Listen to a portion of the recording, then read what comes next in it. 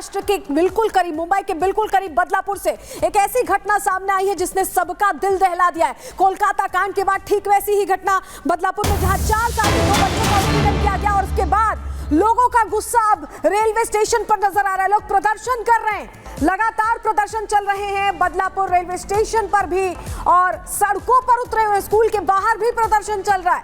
दरअसल 4 साल की 2 मासूम थी जिनके साथ उत्पीड़न की घटना होती है और उसके बाद हजारों की भीड़ अपनी आवाज बुलंद करने सड़कों पर उतर जाती है। रेलवे स्टेशन के बाहर भी आपको हजारों लोग दिखाई दे रहे हैं। प्रदर्शन उग्र हो गया जिसके चलते लाठीचार्ज भी किया गया, आंसू गैस के गोलों का भी इस्तेमाल किया गया।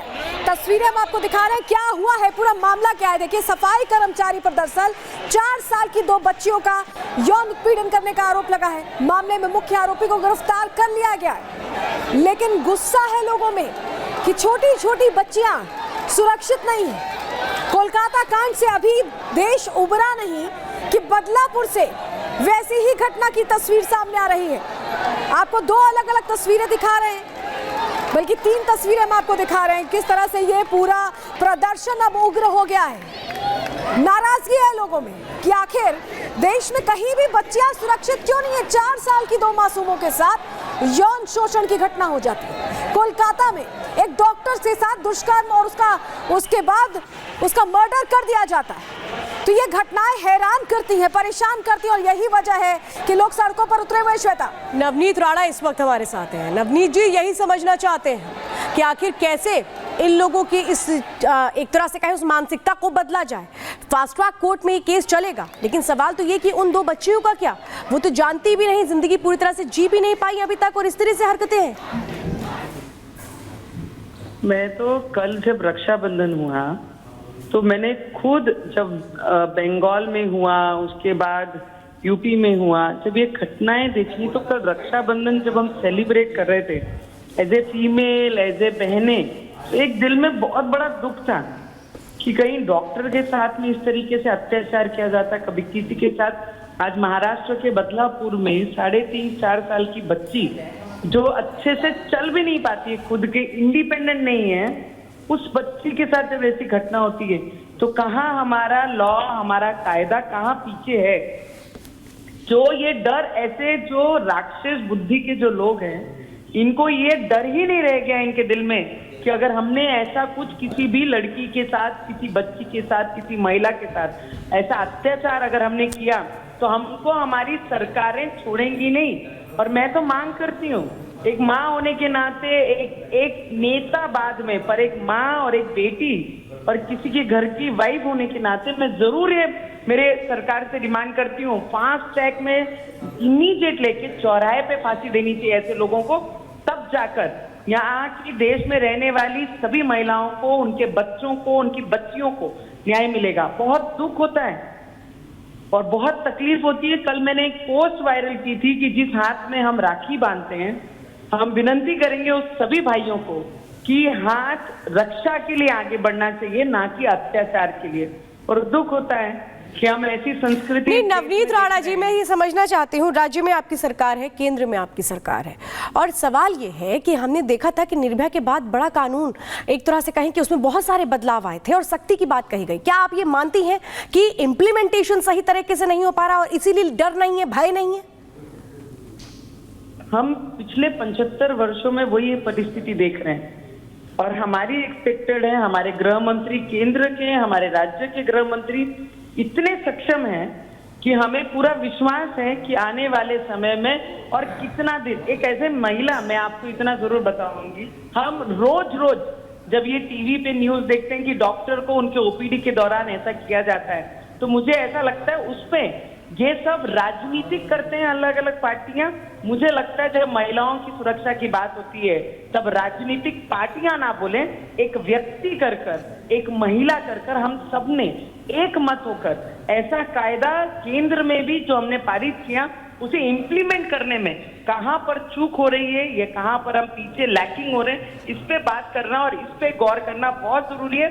क्योंकि ऐसे कृत्य करने वाले जो लोग हैं, इन्हें कहीं पर भी कायदे का, लॉ का डर कहीं पर भी किसी में दिखाई नहीं दे रहा है। तो इसका बहुत बड़ा दुख हम लोगों का है कि कल जहां कलाइयों में हमने हाथ में राखियां बांधी, वही कलाई किसी बेटी पे, किसी बच्ची पे, किसी बेटी बहन पर इस तरीके से नवनीत जी, हम ये भी देख रहे हैं, चाहे कोलकाता कांड की बात हो, चाहे बदलापुर की बात हो, यहाँ पर ये जरूर हो रहा है कि अब जो जनता है, जो लोग हैं, वो आजिज आ चुके हैं, वो तंग आ चुके हैं इस तरह की घटनाओं से, और उनका गुस्सा फूट रहा है, गुस्सा बढ़ता जा रहा है। इस पर बहुत जल्दी से एक्शन लेना होगा। जो अभी लॉज बनाए गए हैं, जिसका जिक्र श्वेता भी कर रही थी, उनको कड़ा तो किया गया है, लेकिन कैसे लागू हो, कैसे रोक लगे, इस पर काम करना पड़ेगा। मुझे नहीं पता, पर मैं एक माँ की आवाज बनकर मैं आपको बता सकती हूँ कि हमने क्या है, हमने ही बदलाव लाए हैं, हम ही थे पार्लियामेंट में, पर मुझे लगता है जब तक उसका इम्प्लीमेंट इस तरीके से नहीं होगा कि हर पुरुष के दिमाग में वो डर पैदा होना चाहिए कि अगर हमने कुछ भी चीजें ऐसा की तो हमें चौराहे पे लाकर ये फांसी देंगे, ये कायदा आना चाहिए। बाकी कायदों की मुझे पता नहीं। लेकिन नवनीत राणा जी, डर कैसे आएगा? मैं बता रही हूँ आपको। सबसे बड़ा सवाल तो नवनीत राणा जी कि डर कैसे आएगा, क्योंकि कुछ लोग ही ऐसे हैं जो कि ऐसे आरोपी को बचाने की कोशिश करते हैं। एग्जाम्पल हमने देख लिया कोलकाता में देखा ना, तो दुख होता है ना। एक महिला मुख्यमंत्री होने के बाद, एक डॉक्टर के पीड़िता के साथ इस तरीके से व्यवहार होने के बाद, इस तरीके से राक्षस बुद्धि को सपोर्ट करने वाली एक महिला है, उस समय ये दर्द होता है कि एक महिला होने के नाते जब एक बच्चे को हम जन्म देते हैं तो जितनी भावनाएं हमारे बच्चों के लिए, उतनी भावनाएं किसी और बच्चे में भी हमने वो दिखनी चाहिए। और एक मुख्यमंत्री को एक आरोपी का पक्ष लेते हुए बहुत बड़ी वेदना हम लोगों को हुई। हमारी संस्कृति कहाँ जा रही है, हमारी इंसानियत कहाँ जा रही है। हम पॉलिटिकल भले ही जरूर हों, पर मुझे लगता है मतों से ज्यादा इंसानियत हमारे सभी के दिलों में होनी बहुत जरूरी है। बहुत बहुत धन्यवाद नवनीत राणा जी, आप हमारे साथ जुड़े और तस्वीरें हम लगातार दिखा रहे हैं। ये जो 4 तस्वीरें हैं, ये सवाल कर रही हैं कि आखिर वक्त बढ़ता गया, बदलता गया, लेकिन वो सोच क्यों नहीं बदली।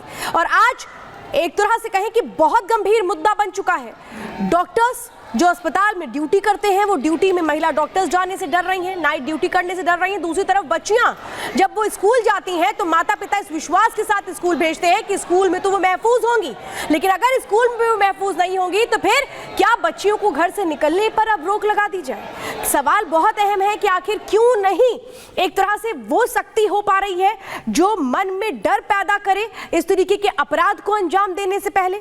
कहां चूक रहा है सरकार, प्रशासन और पुलिस, क्योंकि जो रोल अदा किया गया कोलकाता में पुलिस और सरकार की ओर से वो सवालों के घेरे में है। हमने देखा कि महाराष्ट्र में तो कम से कम फास्ट ट्रैक कोर्ट में इस केस को चलाने की बात रखी गई है। अब सवाल लेकिन ये है कि लड़कियां और बेटियां सुरक्षित कब होंगी, क्योंकि ये बहुत अहम विषय है जो हमेशा ही उठता रहा है, चाहे सरकारें कोई भी हो। लेकिन ये जो एक मुद्दा है ये हमेशा एक जैसा रहा, लेकिन सवाल ये तस्वीर बदलेगी कैसे। आखिर कब हम ये कह पाएंगे कि लड़कियां बेटियां पूरी तरीके से सुरक्षित है, वो कहीं भी जाएं, नौकरी करें, स्कूल जाएं, बाहर जाएं, कहीं कोई समस्या नहीं है, उनकी सुरक्षा को लेकर कहीं कोई चिंता नहीं है। ये बातें और ये एक तरह से कहें कि वो तस्वीर हमें सलोनी कब देखने को मिलेगी, क्योंकि चिंता बढ़ाती है जब तस्वीरें सामने आती हैं। बिल्कुल, प्रश्न यही खड़ा होता है कि अस्पताल हो, स्कूल हो, कहाँ बेटियां सुरक्षित हैं, चाहे उनकी उम्र 4 साल हो, चाहे 30 साल से ज्यादा हो, चाहे किसी भी उम्र की बच्चियां हो, उनके सुरक्षा पर अब प्रश्न खड़े हो गए। चाहे हम कोलकाता कांड की बात कर लें या अभी यहाँ बदलापुर से, महाराष्ट्र के बदलापुर से जो तस्वीरें आ रही हैं उनकी बात कर लें, ऐसा लग रहा है कि बच्चियों के दुश्मन 1000 हैं, उन पर कार्रवाई सही से नहीं हो पा रही है।